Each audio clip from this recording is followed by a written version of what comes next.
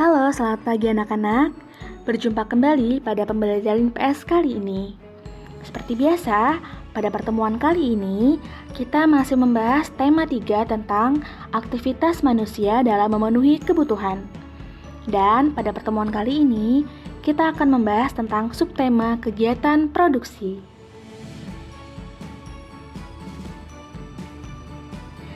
Nah, seperti biasa, sebelum kita masuk ke materi pembelajaran, ada baiknya kita mengetahui nih, apa sih tujuan pembelajaran pada pertemuan kali ini?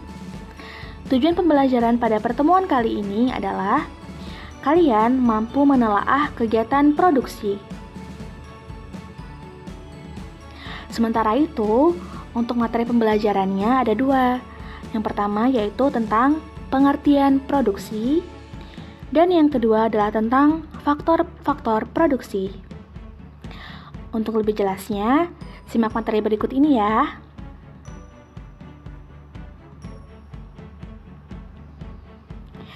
Manusia harus bisa memenuhi kebutuhannya sendiri dengan bekerja ataupun menghasilkan sesuatu yang bisa digunakan untuk mendapatkan barang atau jasa. Proses tersebut bisa dikatakan sebagai kegiatan ekonomi.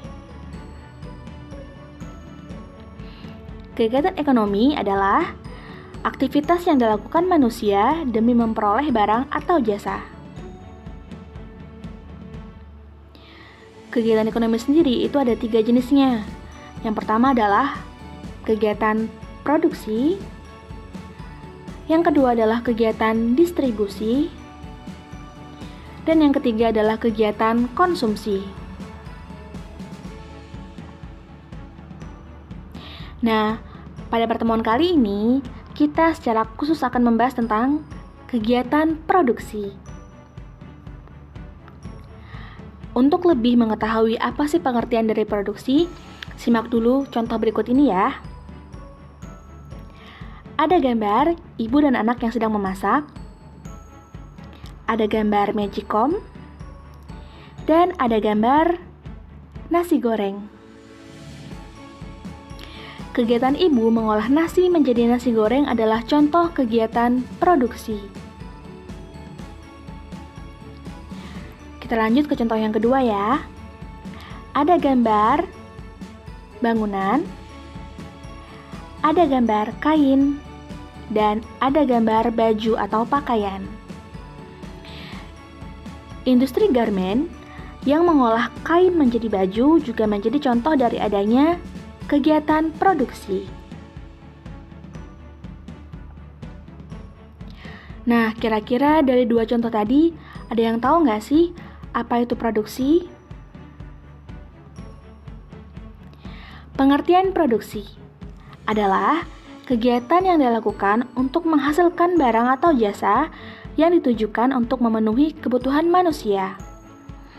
Dalam kegiatan produksi, produsen berusaha menciptakan manfaat atau nilai guna suatu barang atau jasa, atau sekurang-kurangnya menambah manfaat atau nilai guna suatu barang atau jasa. Nilai guna suatu barang atau jasa bisa diperoleh dari bentuk, tempat, waktu, dan kepemilikan.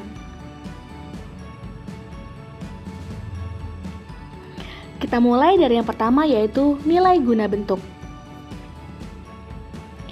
Nilai guna bentuk diperoleh karena mengubah bentuk suatu barang menjadi barang lain yang lebih tinggi nilai gunanya. Contohnya adalah kayu gelondongan diubah menjadi kursi. Bentuk nilai guna yang kedua adalah nilai guna tempat. Nilai guna tempat diperoleh karena memindahkan barang dari suatu tempat ke tempat lain. Contohnya adalah pasir dan kerikil. Jika sudah dipindah dan dijual sebagai bahan bangunan, akan memiliki nilai guna. Jenis nilai guna yang ketiga adalah nilai guna waktu. Nilai guna waktu diperoleh karena menggunakan suatu barang pada waktu-waktu tertentu. Contohnya, payung kita gunakan pada saat hujan atau panas. Dan jaket digunakan pada saat kita merasa kedinginan. Dan contoh nilai guna yang keempat adalah nilai guna kepemilikan. Nilai guna kepemilikan barang akan bertambah apabila kepemilikan barang telah berpindah. Contohnya, handphone dan sepatu akan memiliki nilai guna jika sudah dipakai. Orang atau lembaga yang menghasilkan barang atau menambah kegunaan barang disebut dengan istilah produsen. Tujuan produsen menghasilkan barang antara lain adalah yang pertama, untuk memenuhi kebutuhan konsumen. Yang kedua, untuk memperoleh keuntungan. Dan yang ketiga adalah untuk menjaga kontinuitas barang dan jasa.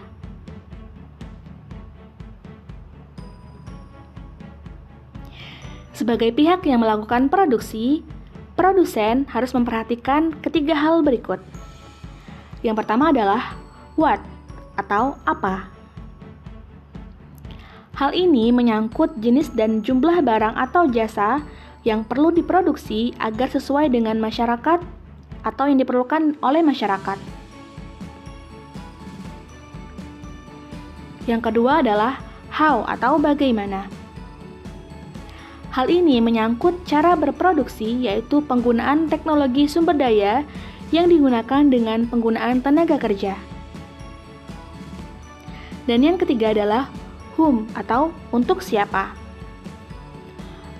Hal ini menyangkut persoalan siapa yang akan ikut menerima hasilnya, termasuk mengenai cara pendistribusian barang atau jasa.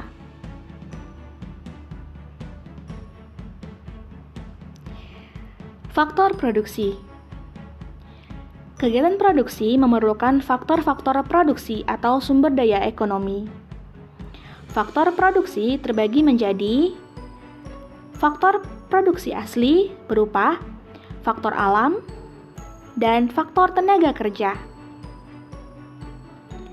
Ada juga faktor produksi turunan berupa faktor modal dan faktor kewirausahaan.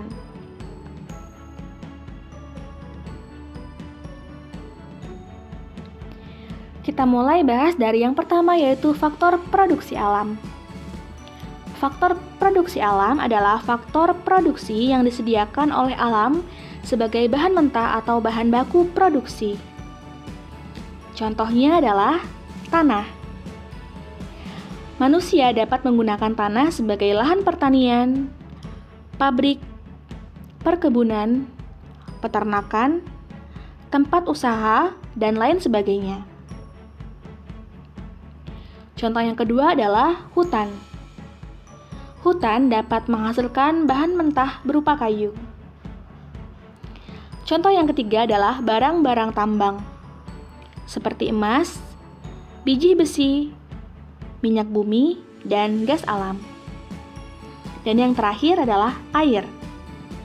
Air dapat digunakan untuk pengairan atau bahan baku lainnya.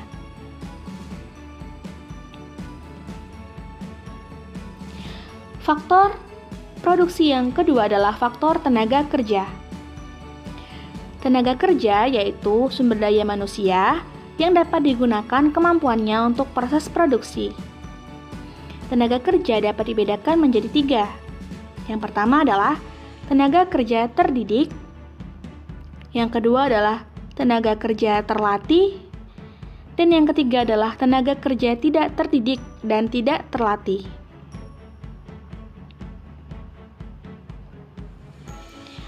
Yang pertama yaitu tenaga kerja terdidik, merupakan tenaga kerja yang menempuh pendidikan formal. Contohnya adalah seorang guru, seorang dokter, dan Pak Hakim. Yang kedua yaitu tenaga kerja terlatih, merupakan tenaga kerja yang memiliki keterampilan yang terlatih. Contohnya adalah supir, montir, dan penjahit. Dan yang ketiga adalah tenaga kerja tidak terdidik dan tidak terlatih. Merupakan tenaga kerja yang tidak punya keterampilan. Contohnya, tukang sampah, tukang bersih atau tukang sapu, dan kuli bangunan. Faktor produksi yang ketiga adalah faktor produksi modal. Modal adalah segala hasil produksi yang dibuat manusia dengan tujuan untuk menghasilkan barang-barang atau jasa-jasa lain. Contoh modal antara lain uang, gedung, mesin, dan bahan mentah atau bahan baku yang digunakan dalam proses produksi. Dan yang keempat adalah faktor kewirausahaan.